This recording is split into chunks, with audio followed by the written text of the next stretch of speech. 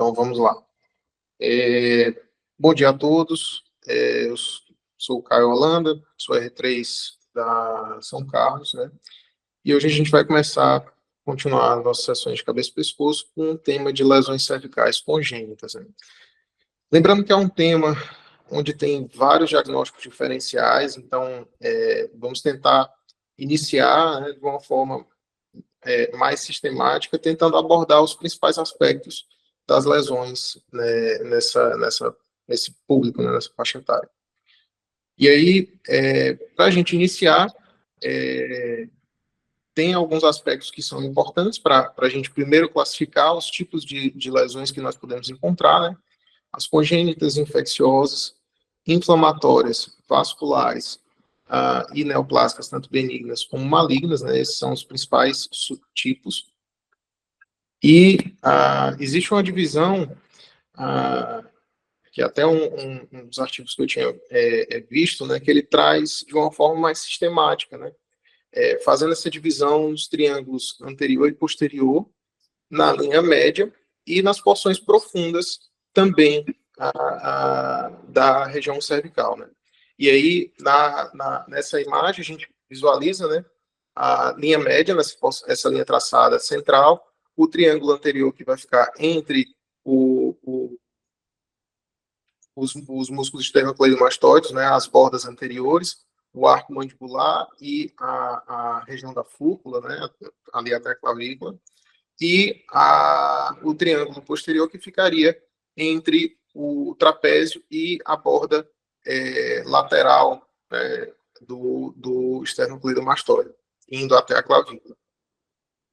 Então, de uma forma onde ele tenta setorizar, né, o local, justamente dividindo, então, das alterações congênitas, né, mais importantes.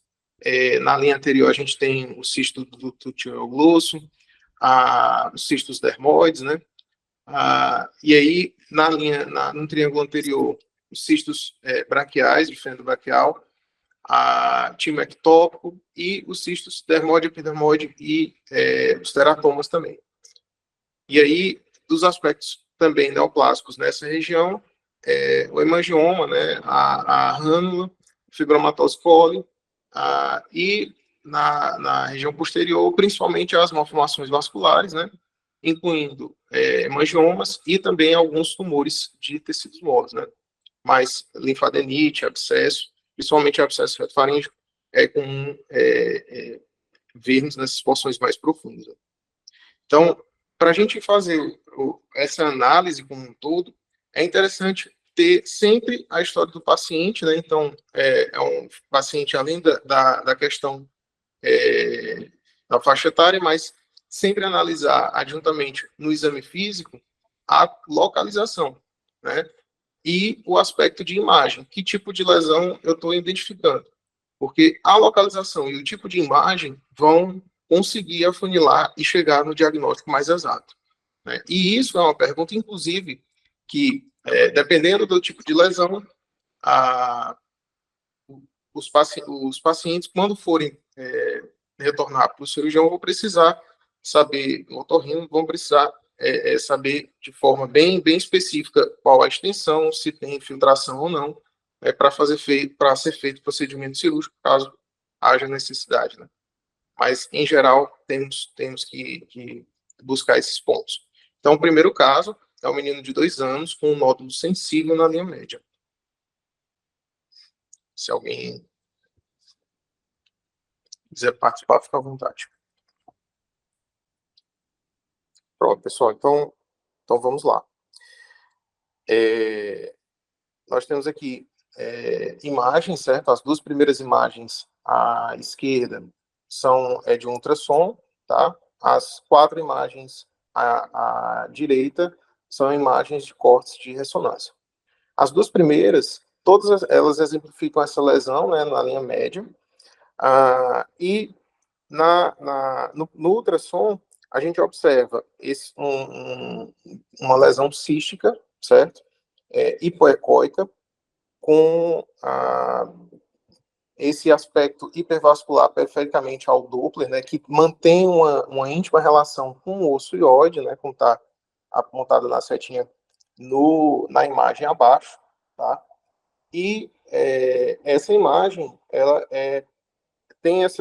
tem também associado uma maior ecogenicidade da gordura adjacente, né, uma alteração da gordura adjacente, que, quando nós analisamos na ressonância, a gente observa nesses 4 cortes, né, o primeiro, o A, sendo um axial T2 FET7, no T1, pós-contraste sendo B, no C é um pós-contraste sagital T1, e no D é um sagital pós-contraste também em T1.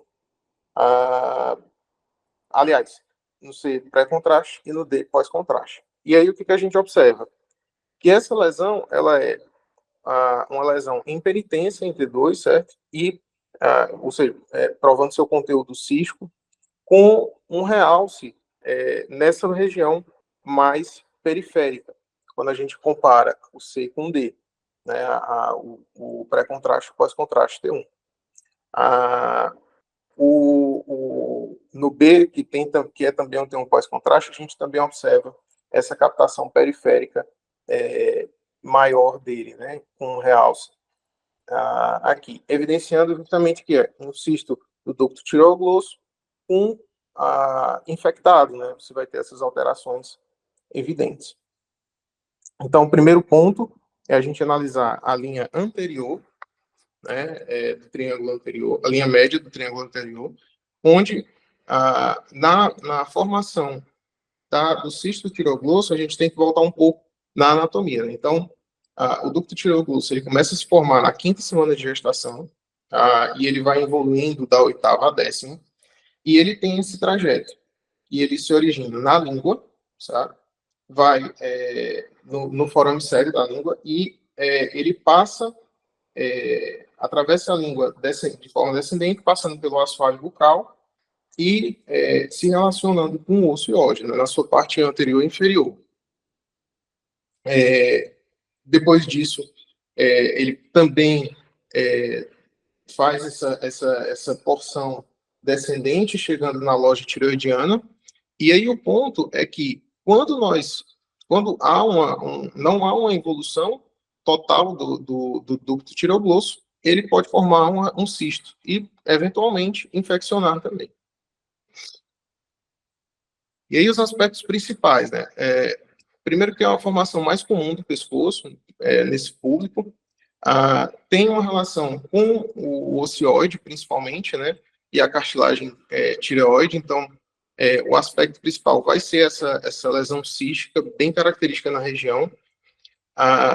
É um achado geralmente incidental, tá? Mas não vai gerar sintomas, geralmente, exceto se ele infeccionar.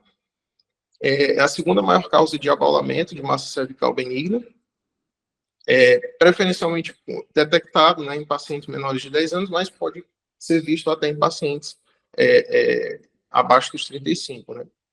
E as particularidades principais é esse aspecto, a lesão cística mediana para mediana, lembrando que quanto mais você vai ter alguns aspectos mais importantes também em relação a isso, que é com a elevação, a lesão em si, ela vai elevar com algumas manobras, né?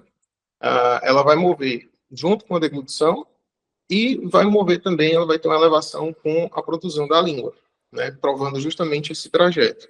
Lembrando que o mais comum é ela ter essa topografia infraioide. E as principais complicações, infecção, então, vai ser uma lesão cística sensível, né, como foi nesse caso, com dor, né? Você vai ter uma parede espessa, irregular, vai ter um aumento dessa vascularização periférica, né, com alteração da gordura adjacente, captação também, que aí pode ser tanto realce, como pode também ser no Doppler, no ultrassom, a gente vê esse aspecto mais ecogênico, né? E também, por ser um remanescente, né, você tem um ducto tireoglosso, você pode ter também, eventualmente, nessa região, proliferação de neoplásica, né? Então, embora não seja comum, menos de 1%, né, dos carcinomas papilíferos, mas Por isso que é interessante sempre fazer a investigação no ultrassom nessas porções cervicais, além de só avaliar, por exemplo, nos casos quando a gente pega ultrassom de tireoide, né? E aí vai ter essas células remanescentes, no caso do carcinoma papilífero, e a gente vai notar justamente esse espessamento nodular com uma lesão vegetante dentro do cisto, né? Outro diagnóstico diferencial que cabe destacar é a tireoide ectópica, né, onde a gente tem essa parada da migração da tireoide, né? O tecido tiroidiano, ele não é presenciado na sua localização e topografia habitual, e vamos evidenciar justamente uma lesão no trajeto que se assemelha muito o comportamento tecidual da tireoide, né, como evidenciado nessas duas imagens. A gente tem as imagens de ultrassom à esquerda, onde a gente observa que a topografia habitual da tireoide ela está ausente, né, não foi caracterizada, mas superiormente a gente observa o tecido supraioide, né, nessa porção mais mandibular, com o aspecto da tireoide. Então, foi feita também a tomografia, onde evidencia essa mesma lesão. E aí temos um caso 2, que é uma menina de 15 anos, queixando-se de episódios recorrentes de tumefação dolorosa pós-auricular. Se alguém quiser participar, fica à vontade. Bom dia, Caio. Opa, bom dia. Pronto, a gente tem primeiro acima, né? São duas imagens de ultrassonografia e a gente vê uma imagem assim hipoecogênica, bem delimitada, de contornos bem delimitados e uma ecotextura levemente heterogênea, que poderia ser sólida, mas talvez, assim, tem um reforço acústico posterior, né, e tem uma parte mais anecogênica, né, eu posso pensar em cística espessa, e também tem, ao Doppler não tem vascularização identificada, né, e imagino que seja do mesmo paciente, não sei, mas abaixo temos imagens de ressonância em T2, T1 e acho que é pós-contraste. E aí a gente vê a imagem, é uma imagem cística, né, mesmo, cística pós-auricular à esquerda, e vê que ela não realça ao contraste, e talvez só, acho que não realça mesmo, assim, não sei se um realce periférico, mas acho que não. E ela parece ser uma imagem cística espessa mesmo, pelo sinal dela em T1. E pela topografia, eu imagino que seja um cisto de fenda branquial. Agora, eu dizer qual fenda, eu já não me arrisco, não. Show. Excelente. Excelente. E aí, de fato, essas imagens são da mesma paciente, né? E é isso mesmo. A gente inicia, né, agora sobre o tema. Obrigado, Gisele, pela participação. Na região do triângulo anterior, né, abordando os cistos e anomalias branquiais. Então, basicamente, nós temos 5 arcos, tá? E cada arco vai ser responsável por desenvolver alguma estrutura no nosso corpo, né? Então, a tuba auditiva, né? No primeiro, as tonsilas palatinas, no terceiro, as parótidas e o timo, e no quarto, a porção superior das parótidas, e no quinto, último, vai ter a formação do corpo braquial. E aí, a gente tem essas formações, e a fisiopatologia basicamente dessas regiões, né, cresceu em relação às demais, e geralmente isso pode fazer os cistos, né? Mas temos também outras anomalias evidentes. Então, os cistos, eles, como está marcado, né, eles são essas coleções líquidas que podem ser de um conteúdo mais espesso, como a Gisele tinha comentado.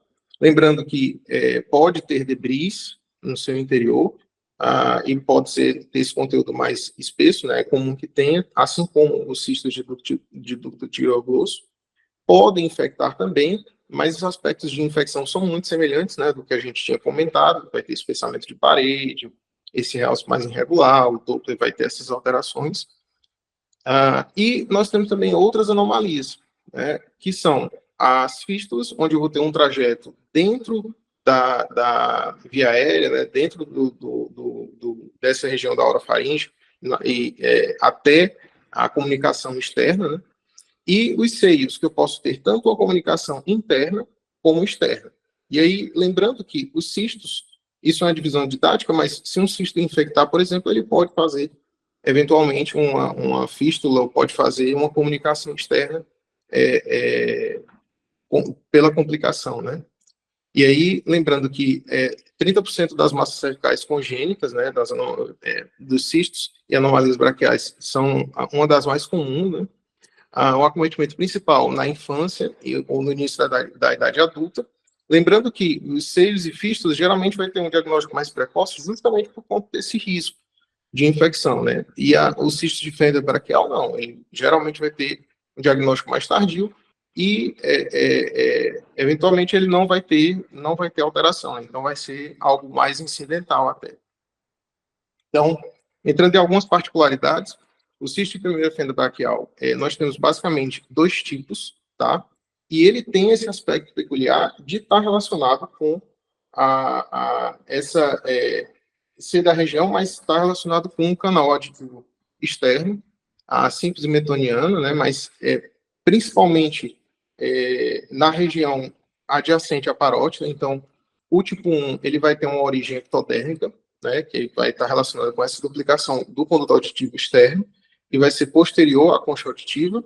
E o tipo 2, ele tem uma origem ectomesodérmica, que vai ter também essa relação com o conduto auditivo externo ou até com o pescoço, tá?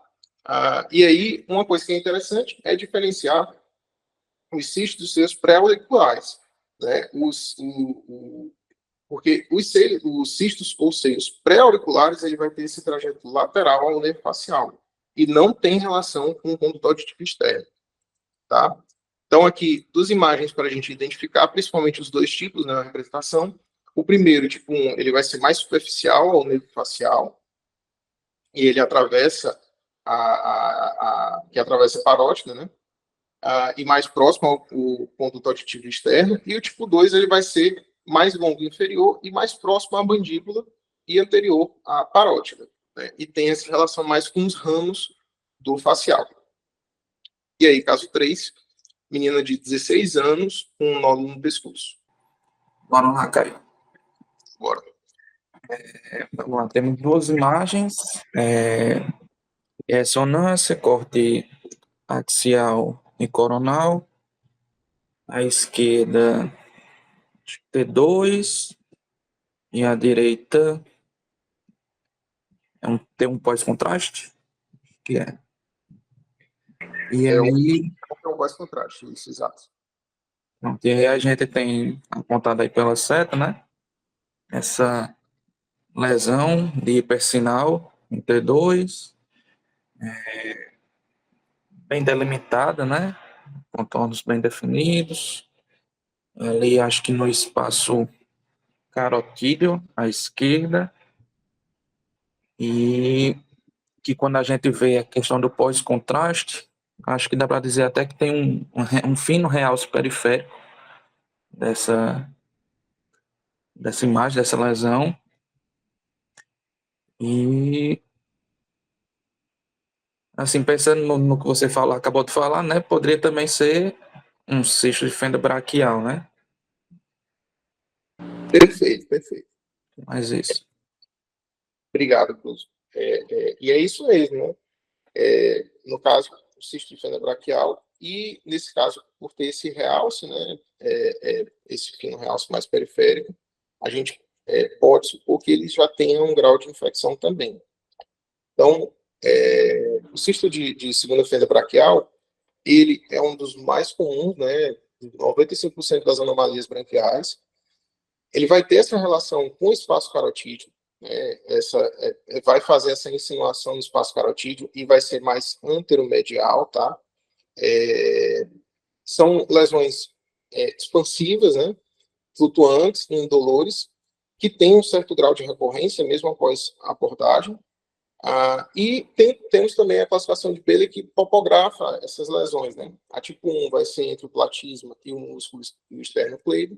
Tipo 2 entre o esternocleidomastoide e a glândula submandibular, lateralmente a bainha carotídea.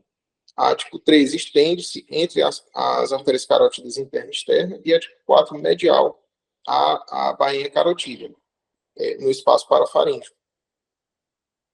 Ou mucoso faríngeo, né? Abrindo-se para a orofaringe.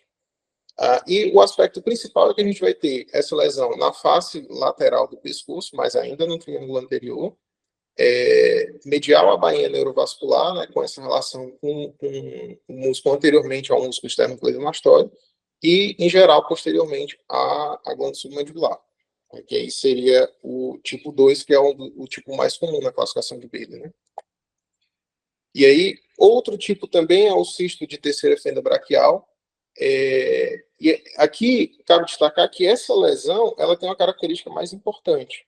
Ela é uma lesão que ela é posteromedial ao esternocleidomastoide, tá? Então, ela entra na classificação, ela é um cisto de fenda braquial, mas é uma lesão que eu posso eventualmente encontrar no triângulo posterior, digamos assim. Então, tem essa particularidade do cisto, né? Mas a gente precisa lembrar. E aqui na imagem a gente vai ter, são duas imagens, uma de tomografia e outra de ressonância. Na de tomografia, o corte axial é um exame com contraste, tá?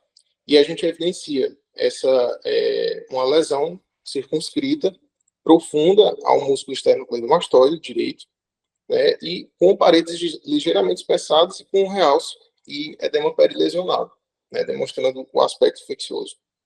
Na ressonância, esse corte ponderado em T2 coronal, a gente vai ter essa lesão heterogênea, ovalada, né, identificada na seta branca, que vai ter esse trajeto ao longo da margem posterior e profunda do esternocleidomastoide direito, né? Então, lembrando sempre, ele vai passar posteriormente também a carótida. E aí, para arrematar os pontos principais, é que ele é mais raro, inferior e posterior aos da segunda fenda, né? Vai ter esse aspecto relacionado ao músculo esternocleidomastoide, pegando espaço cervical posterior, mais posteriores, né? Com o trato ascendente com trajeto a carótida comum e a artéria carótida interna, né, no espaço carotídeo.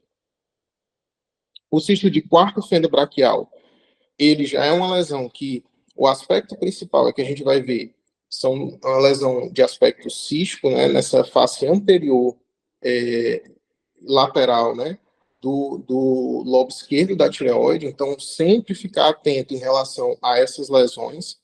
E aí, aqui na imagem, a gente vai ter, nós temos duas imagens, uma em T2 e outra em difusão, duas imagens de ressonância axiais. Na primeira, a gente vê essa coleção mais lobulada, tá? Centrada no lobo esquerdo, na glândula tireoide, e que tem uma certa restrição à difusão e com aspecto inflamatório circundante, né?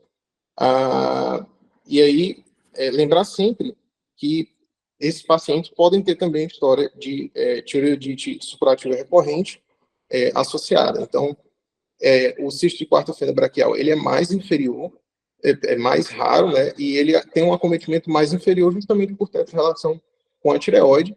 Lembrando sempre que a dica principal é que eu vou ter um quadro de tireoidite com essa lesão cística, então a gente tem que levantar essa suspeita e com esse trajeto mais complexo. E aqui é um esboço de, topograficamente, aonde que a gente vai encontrar os cistos braquiais, né? Então, o primeiro, né, o de primeira fenda, o tipo 1, próximo ao canal aditivo externo, o tipo 2, lateral ao esternocleidomastoide, sem relação com o espaço carotídeo. Da segunda fenda braquial, ele vai ser anteromedial ao esternocleidomastoide, podendo se insinuar nesse espaço carotídeo também. De terceira fenda, ele é posteromedial ao esternocleidomastoide. E o quarto de quarta fenda braquial é relacionado ao lobo esquerdo da tireoide. E aí, outro ponto também, outro diagnóstico diferencial é o cisto tímico. Lembrando que o cisto tímico, o aspecto principal é que ele vai ter uma origem faríngea, com esse trajeto descendente, geralmente à esquerda, né, até o mediastino anterior, né, e vai ser justamente relacionado ao trajeto do ducto, né. O timo, ele tem essa descida que ocorre naturalmente até a região da fúrcula, né, dessa região external, e aí ele pode eventualmente formar essa coleção mais cística, né? Então, no caso aqui, a gente tem essas duas imagens, dois cortes de tomografia, onde a gente vê esse cisto tímico com paredes espessas, né, uma coleção com paredes espessas e um realce heterogêneo, evidenciando também debris e septações no seu interior.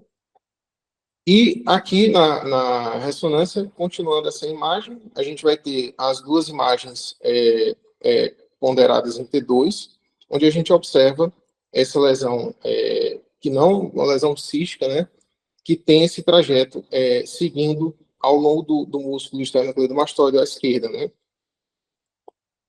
E aí o cisto tímico, o trajeto, ele vai ter esse trajeto descendente, né, ele pode eventualmente fazer, e aí é importante essa imagem para a gente conseguir diferenciar do timo ectópico, né, ele vai fazer esse trajeto em si pelo ducto timofaríngeo, e se ele tiver a persistência e eventualmente fizer uma coleção, ele pode formar o cisto tímico. Lembrando que o timo ectópico também é outro diagnóstico inicial, mas aí eu já vou ter uma lesão mais sólida, né?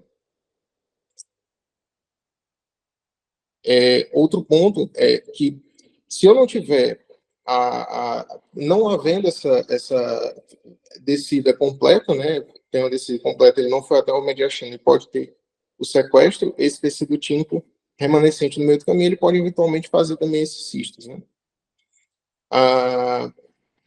E aí o ponto, é que no cisto tímico, só para continuar, arrematar, que a gente vai ter a principal complicação é a infecção, né, e ele vai ter essa topografia paramediana anterior à esquerda, né, característica, e as causas principais são essas que a gente tinha comentado, né, vai ter uma descida incompleta, com o sequestro do tecido tímico remanescente no meio do caminho, ou a falha na involução do ducto timofaríngeo, né, o timo, ele faz o trajeto, ele desce, mas o ducto ainda não evolui.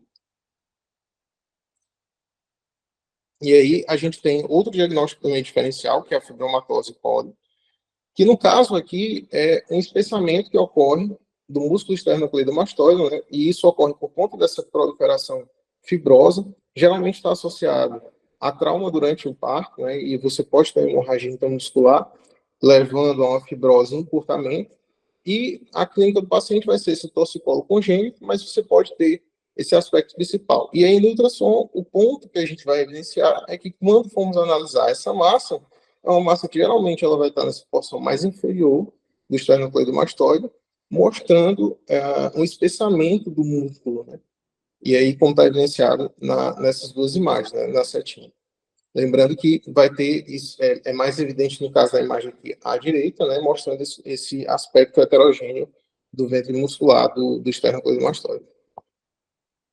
E aí o caso 4 são exames, esses dois foram durante a gravidez, né, os exames de ressonância, e o C foi pós-natal.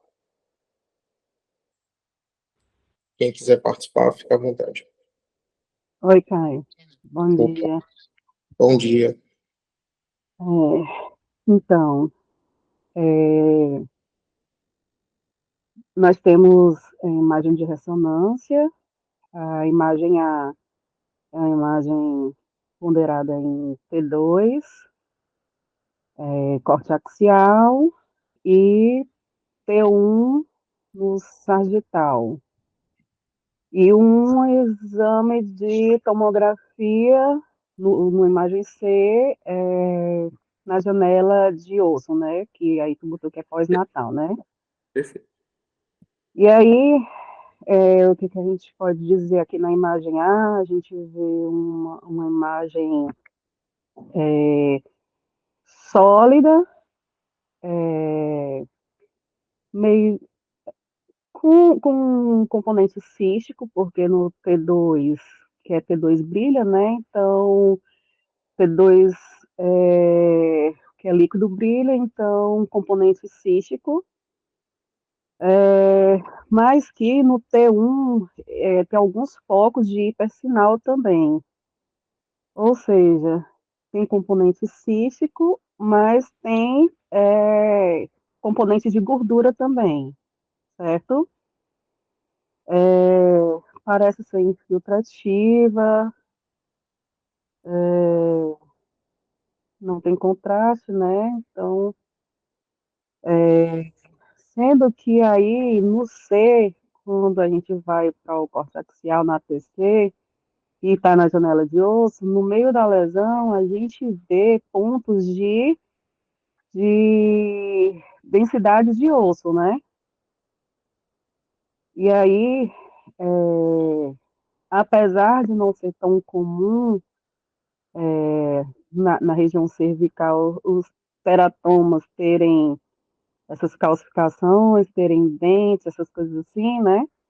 Eu apostaria em teratoma cervical, por esse componente de gordura ser cístico e na TC aparecer essas, essas calcificações, ossificações, que tem a mesma densidade de osso, né? Não Perfeito, sei. perfeito, Carol, é isso mesmo. E aí, a gente vai entrar agora, obrigado pela participação, a gente vai entrar agora no escopo diferencial, né, do teratoma, do cisto dermoide e do cisto epidermoide.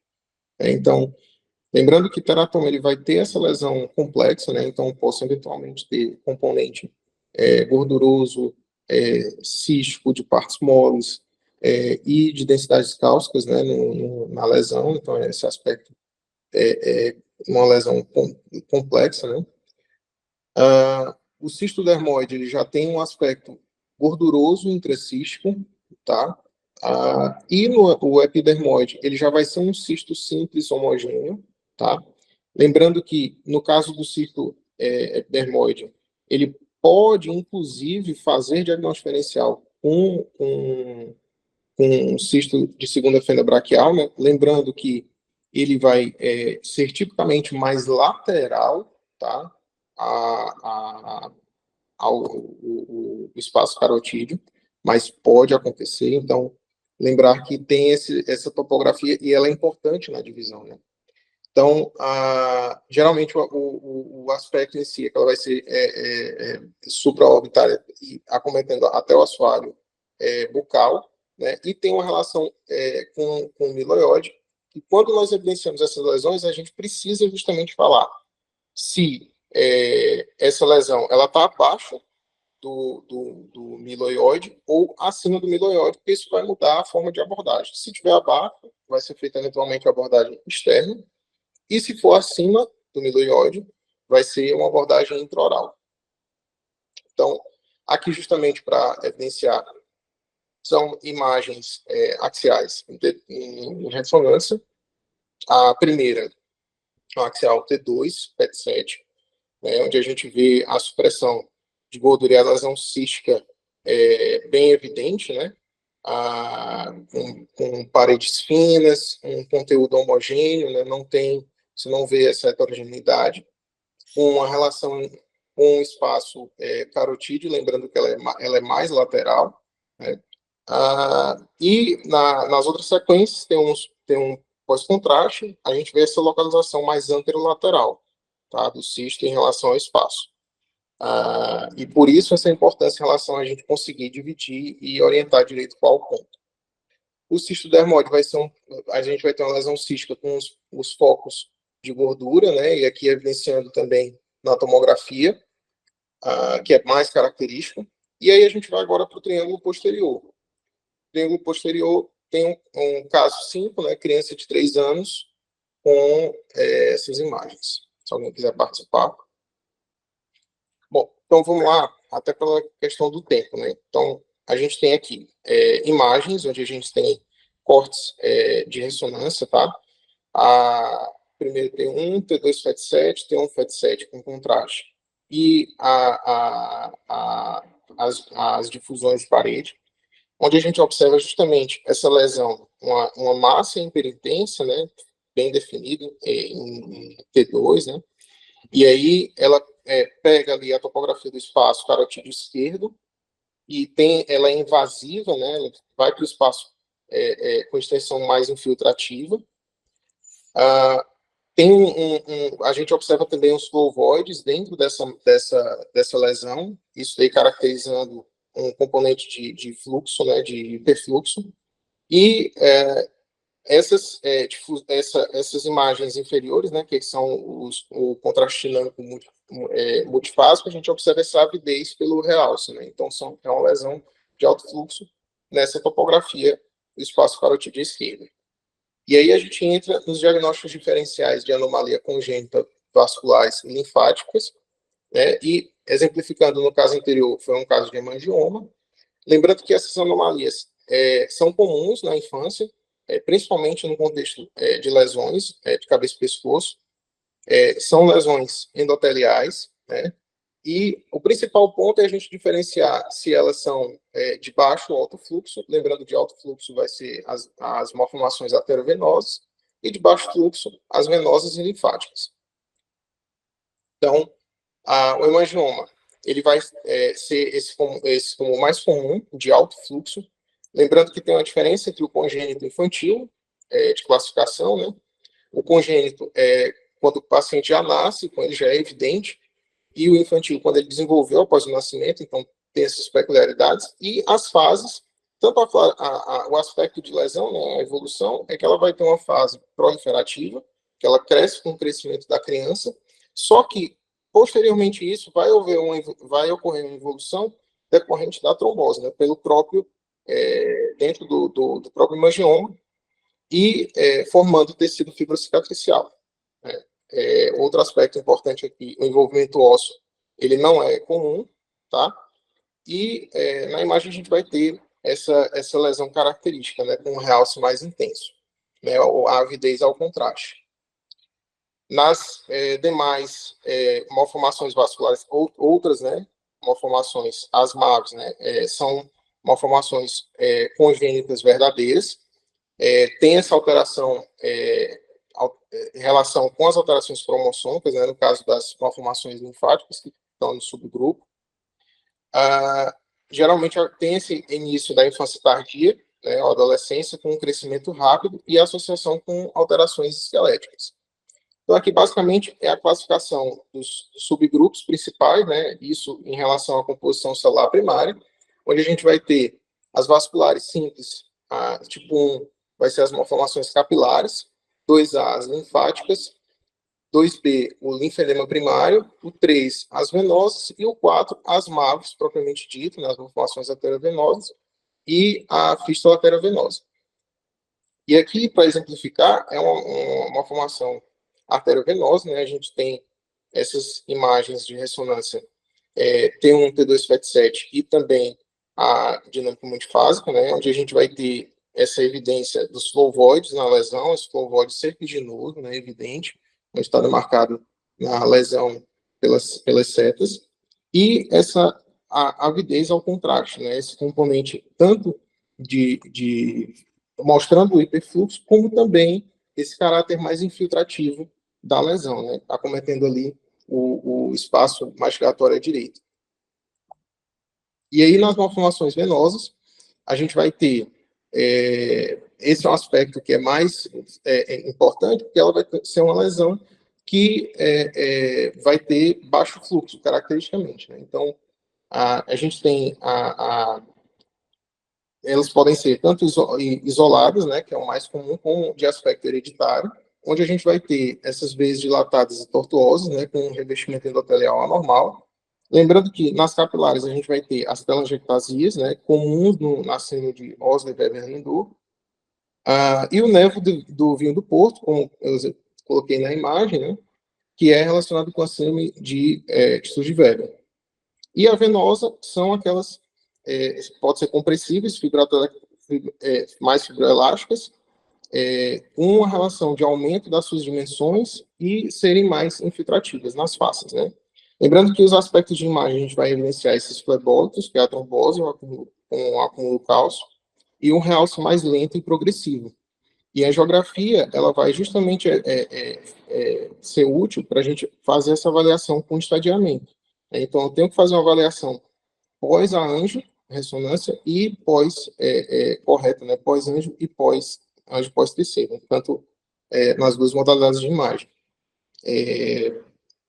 Aqui, nessa imagem, a gente vai ter uma exemplificação dessa malformação vascular venosa, né, onde a gente tem imagens axiais de TC, onde a gente observa essa lesão próxima ao ângulo da mandíbula, e ela tem essas densidades cálcicas, uma lesão de conteúdo de partes moles, limites mais irregulares, né, com aspecto infiltrativo também, e essa lesão dentro da parótida, à esquerda, e no coronal a gente observa, no coronal T2 e sagital T1, a gente observa o T1 FET7, né? Com contraste, a gente observa essa massa imperitensa, multiloculada,